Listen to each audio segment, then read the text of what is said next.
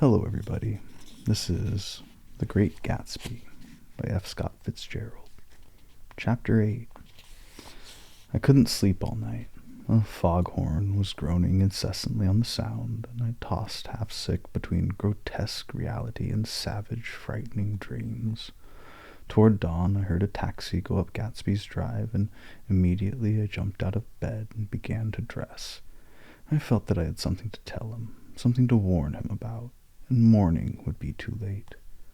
Crossing the lawn, I saw his front door was still opened, and he was leaning against a table in the hall, heavy with dejection or sleep. "Nothing happened," he said wanly. I waited, and at about 4 o'clock she came to the window and stood there for a minute, then turned out the light. His house had never seemed so enormous to me as it did that night when we hunted through the great rooms for cigarettes. We pushed aside curtains that were like pavilions and felt over innumerable feet of dark wall for electric light switches. Once I tumbled with a sort of splash upon the keys of a ghostly piano. There was an inexplicable amount of dust everywhere, and the rooms were musty, as though they hadn't been aired for many days. I found the humidor on an unfamiliar table with 2 stale, dry cigarettes inside. Throwing open the French windows of the drawing-room, we sat smoking out into the darkness. "You ought to go away," I said. "It's pretty certain they'll trace your car." "Go away now, old sport? Go to Atlantic City for a week, or up to Montreal." He wouldn't consider it. He couldn't possibly leave Daisy until he knew what he was going to do. He was clutching at some last hope, and I couldn't bear to shake him free. It was this night that he told me the strange story of his youth with Dan Cody. Told it to me because J. Gatsby had broken up like glass against Tom's hard malice, and the long, secret extravaganza was played out. I think that he would have acknowledged anything now without reserve, but he wanted to talk about Daisy. She was the first nice girl he had ever known. In various unrevealed capacities he had come in contact with such people, but always with indiscernible barbed wire between. He found her excitingly desirable. He went to her house, at first with other officers from Camp Taylor, and then alone. It amazed him. He had never been in such a beautiful house before. But what gave it an air of breathless intensity was that Daisy lived there. It was a casual thing to her as his tent out to camp was to him. There was a ripe mystery about it, a hint of bedrooms upstairs, more beautiful and cool than other bedrooms, of gay and radiant activities taking place through its corridors, and of romances that were not musty and laid away already in lavender, but fresh and breathing and redolent of this year's shining motor cars and of dances whose flowers were scarcely withered. It excited him, too, that many men had already loved Daisy. It increased her value in his eyes. He felt her presence all about the house, pervading the air with the shades and echoes of still vibrant emotions. But he knew that he was in Daisy's house by a colossal accident. However glorious might be his future as J. Gatsby, he was at present a penniless young man without a past, and at any moment the invisible cloak of his uniform might slip from his shoulders. So he made the most of his time. He took what he could get, ravenously, unscrupulously. Eventually he took Daisy one still October night. Took her because he had no real right to touch her hand. He might have despised himself, for he had certainly taken her under false pretenses. I don't mean that he had traded on his phantom millions, but he had deliberately given Daisy a sense of security. He let her believe that he was a person from much the same stratum as herself, that he was fully able to take care of her. As a matter of fact, he had no such facilities. He had no comfortable family standing behind him, and he was liable at the whim of an impersonal government to be blown anywhere about the world. But he didn't despise himself, and it didn't turn out as he had imagined. He had intended properly to take what he could and go, but now he found that he had committed himself to the following of a grail. He knew that Daisy was extraordinary, but he didn't realize just how extraordinary a nice girl could be. She vanished into her rich house, into her rich, full life, leaving Gatsby nothing. He felt married to her. That was all. When they met again, 2 days later, it was Gatsby who was breathless, who was somehow betrayed. Her porch was bright with the bought luxury of starshine. The wicker of the settee squeaked fashionably as she turned toward him, and he kissed her curious and lovely mouth. She had caught a cold, and it made her voice huskier and more charming than ever, and Gatsby was overwhelmingly aware of the youth and mystery that wealth imprisons and preserves, of the freshness of many clothes, and of Daisy, gleaming like silver, safe and proud above the hot struggles of the poor. I can't describe to you how surprised I was to find out I loved her, old sport. I even hoped for a while that she'd throw me over, but she didn't, because she was in love with me too. She thought I knew a lot because I knew different things from her. Well, there I was, way off my ambitions, getting deeper in love every minute, and all of a sudden I didn't care. What was the use of doing great things if I couldn't have a better time telling her what I was going to do? On the last afternoon before he went abroad, he sat with Daisy in his arms for a long, silent time. It was a cold fall day, with fire in the room, and her cheeks flushed. Now and then she moved and changed his arm a little, and once he kissed her dark, shining hair. The afternoon he made them tranquil for a while, as if to give them a deep memory for the long parting the next day promised. They had never been closer in their month of love, nor communicated more profoundly one with another than when she brushed silent lips against his coat shoulder, or when he touched the end of her fingers gently, as though she were asleep. He did extraordinarily well in the war. He was a captain before he went to the front, and following the Argonne battles he got his majority and the command of the divisional machine guns. After the armistice he tried frantically to get home, but some complication or misunderstanding sent him to Oxford instead. He was worried now. There was a quality of nervous despair in Daisy's letters. She didn't see why he couldn't come.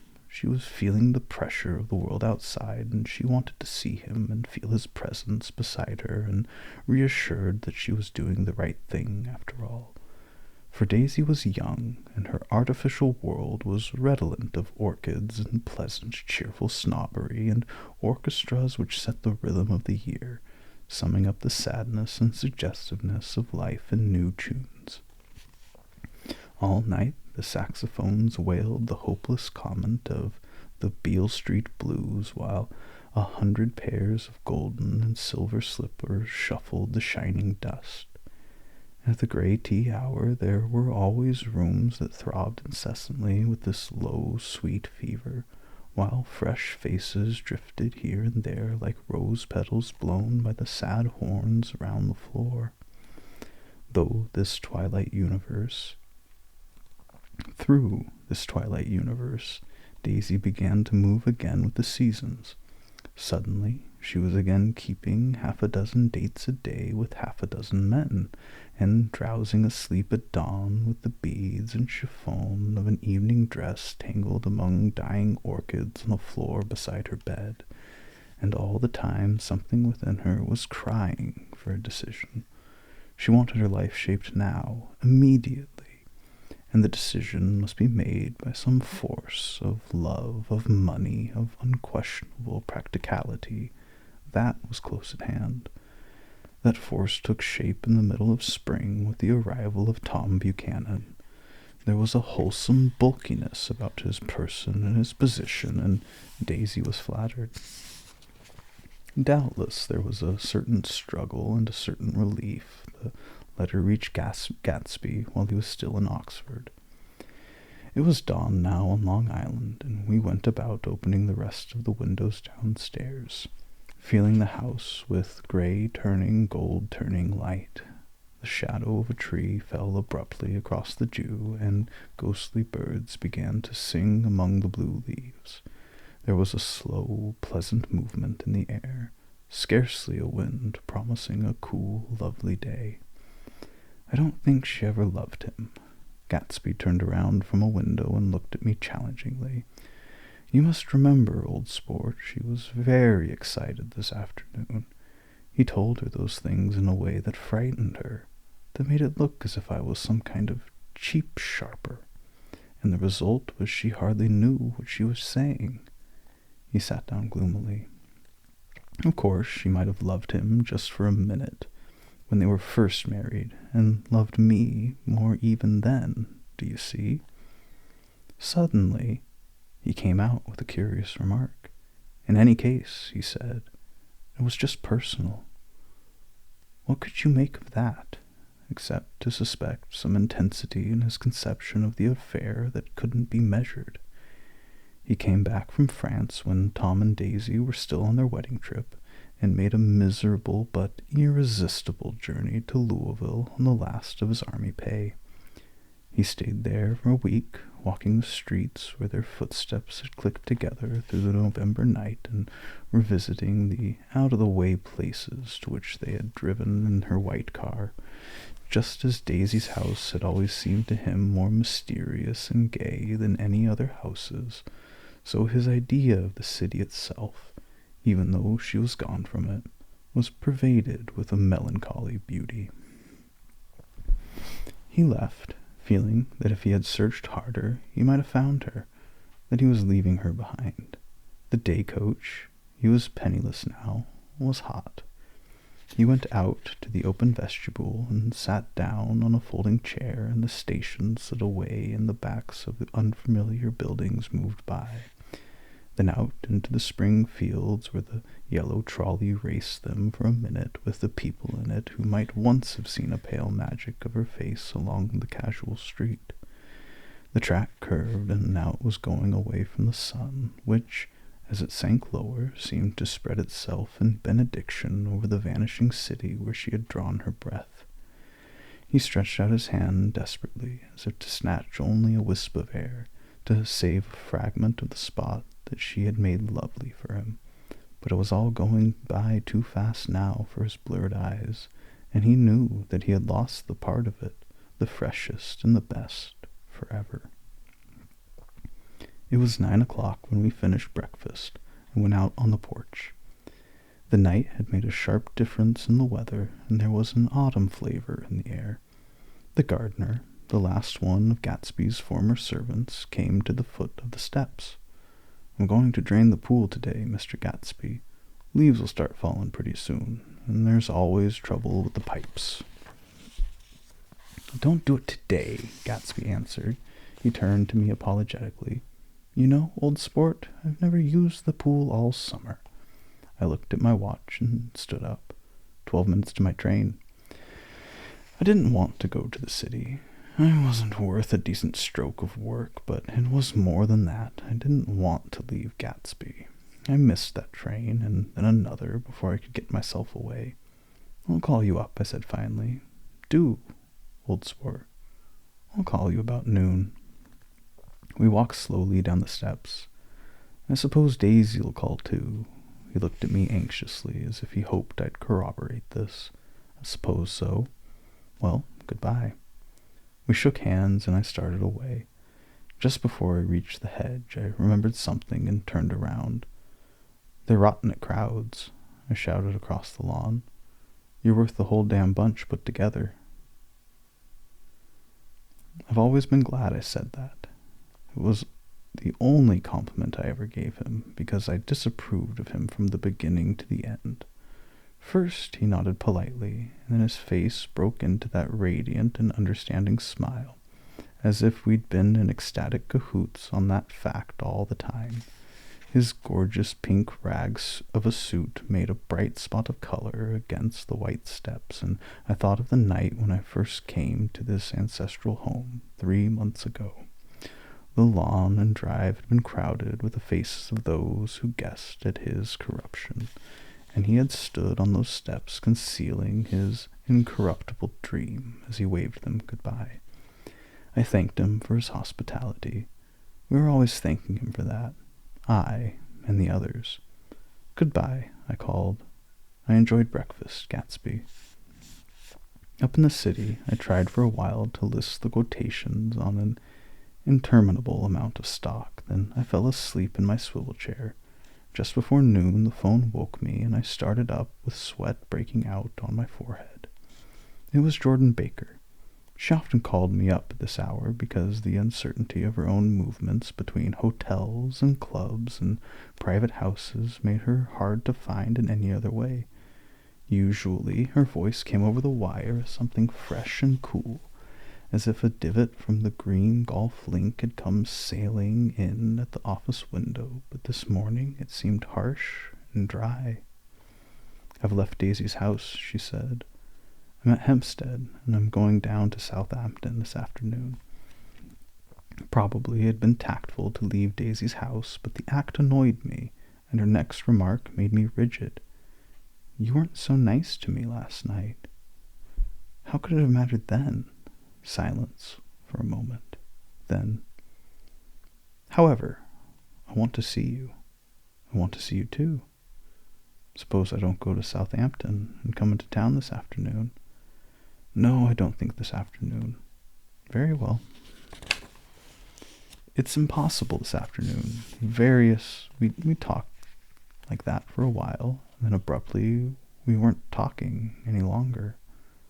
I don't know which of us hung up with a sharp click, but I know I didn't care. I couldn't have talked to her across a tea table that day if I never talked to her again in this world. I called Gatsby's house a few minutes later, but the line was busy. I tried 4 times. Finally, an exasperated central told me the wire was being kept open for long distance from Detroit. Taking out my timetable, I drew a small circle around the 3:50 train. Then I leaned back in my chair and tried to think. It was just noon. When I passed the ash heaps on the train that morning, I had crossed deliberately to the other side of the car.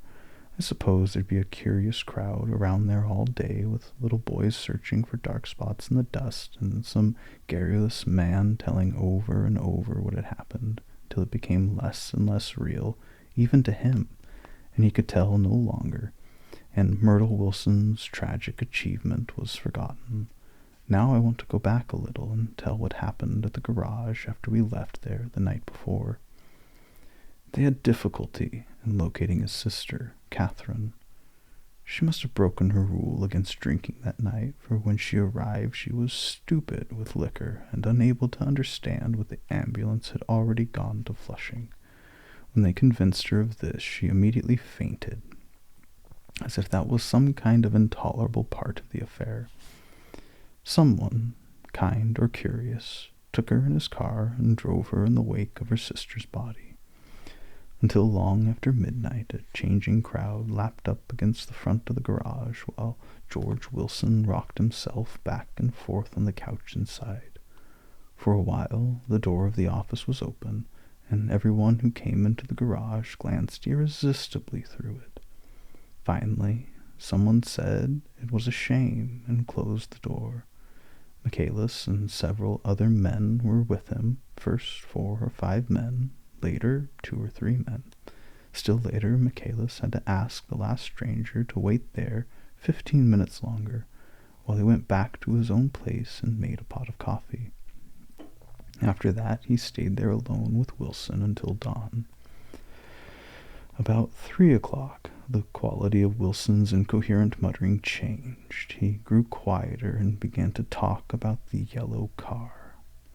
He announced that he had a way of finding out whom the yellow car belonged to, and then he blurted out that a couple of months ago his wife had come from the city with her face bruised and her nose swollen. But when he heard himself say this, he flinched and began to cry. "Oh my God," again, in his groaning voice.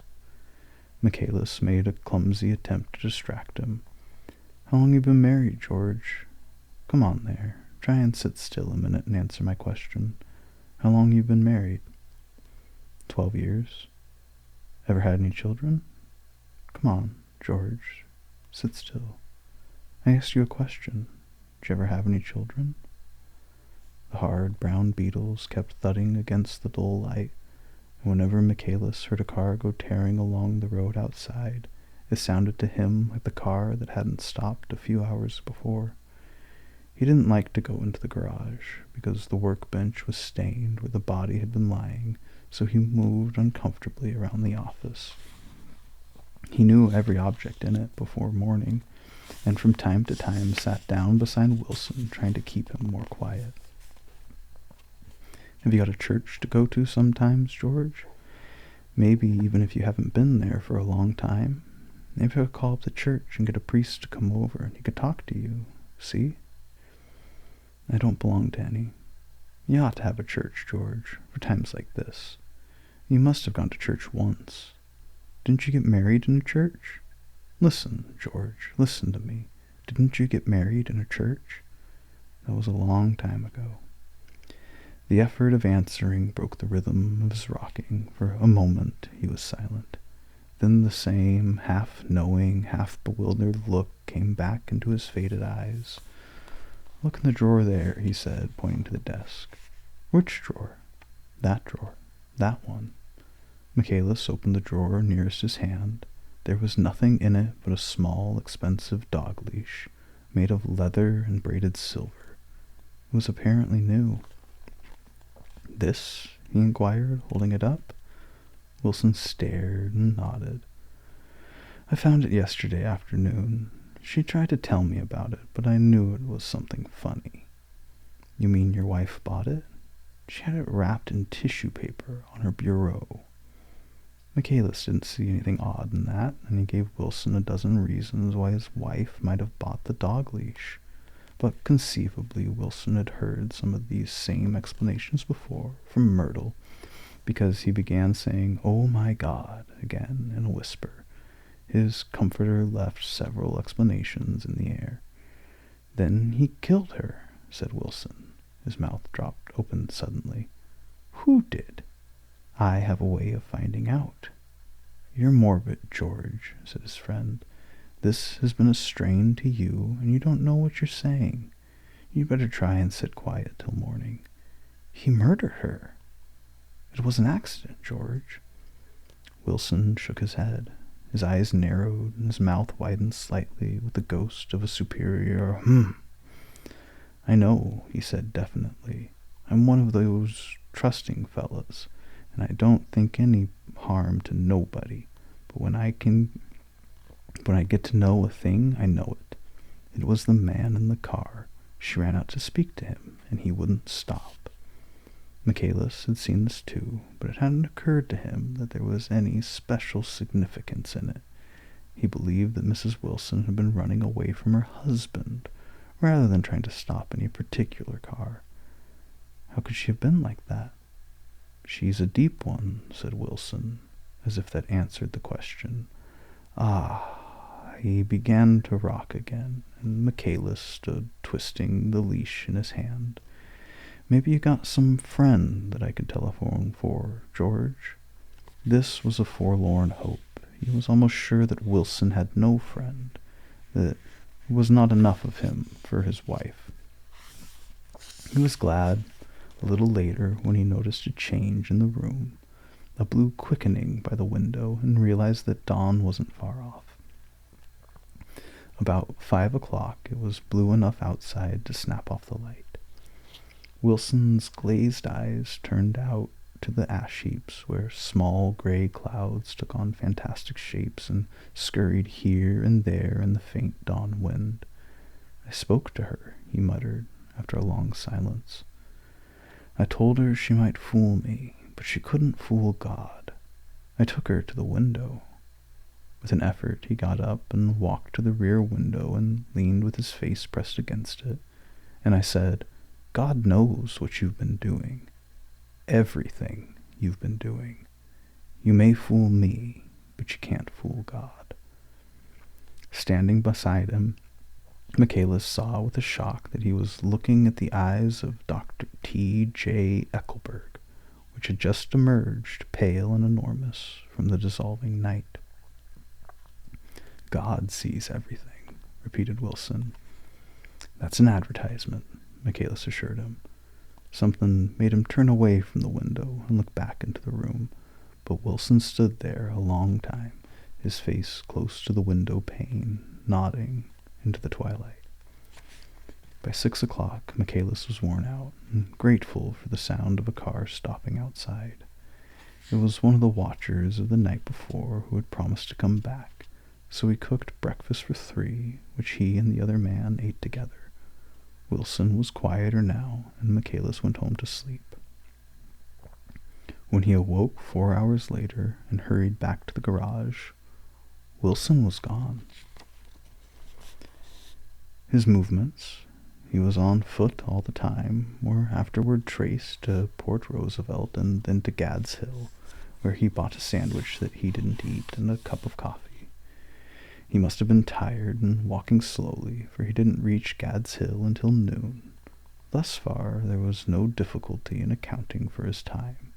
There were boys who had seen a man acting sort of crazy, and motorists at whom he stared oddly from the side of the road. Then, for 3 hours, he disappeared from view. The police, on the strength of what he said to Michaelis that he had a way of finding out, suppose that he spent that time going from garage to garage thereabout, inquiring for a yellow car. On the other hand, no garage man who had seen him ever came forward, and perhaps he had an easier, surer way of finding out what he wanted to know. By 2:30 he was at West Egg, where he asked someone the way to Gatsby's house. So by that time he knew Gatsby's name. At 2 o'clock, Gatsby put on his bathing suit and left word with the butler that if anyone phoned, word was to be brought to him at the pool. He stopped at the garage for a pneumatic mattress and had amused his guests during the summer, and the chauffeur helped him pump it up. Then he gave instructions that the open car wasn't to be taken out under any circumstances, and this was strange because the front right fender needed repair. Gatsby shouldered the mattress and started for the pool. Once he stopped and shifted it a little, and the chauffeur asked him if he needed any help, but he shook his head and in a moment disappeared among the yellowing trees. No telephone message arrived, but the butler went without his sleep and waited for it until 4 o'clock, until long after there was anyone to give it to if it came. I have an idea that Gatsby himself didn't believe it would come, and perhaps he no longer cared. If that was true, he must have felt that he had lost the old warm world, paid a high price for living too long with a single dream. He must have looked up at an unfamiliar sky through frightening leaves and shivered as he found what a grotesque thing a rose is, and how raw the sunlight was upon the scarcely created grass. A new world, material without being real, where poor ghosts, breathing dreams like air, drifted fortuitously about, like that ashen, fantastic figure gliding toward him through the amorphous trees. The chauffeur, he was one of Wolfsheim's protégés, heard the shots. Afterward, he could only say that he hadn't thought anything much about them. I drove from the station directly to Gatsby's house, and my rushing anxiously up the front steps was the first thing that alarmed anyone. But they knew then, I firmly believe. With scarcely a word said, 4 of us, the chauffeur, butler, gardener, and I, hurried down to the pool. There was a faint, barely perceptible movement of the water as the fresh flow from one end urged its way toward the drain at the other, with little ripples that were hardly the shadows of waves, the laden mattress moved irregularly down the pool. A small gust of wind that scarcely corrugated the surface was enough to disturb its accidental course with its accidental burden. The touch of a cluster of leaves revolved it slowly, tracing, like the leg of transit, a thin red circle in the water. It was after we started with Gatsby toward the house that the gardener saw Wilson's body a little way off in the grass, and the Holocaust was complete.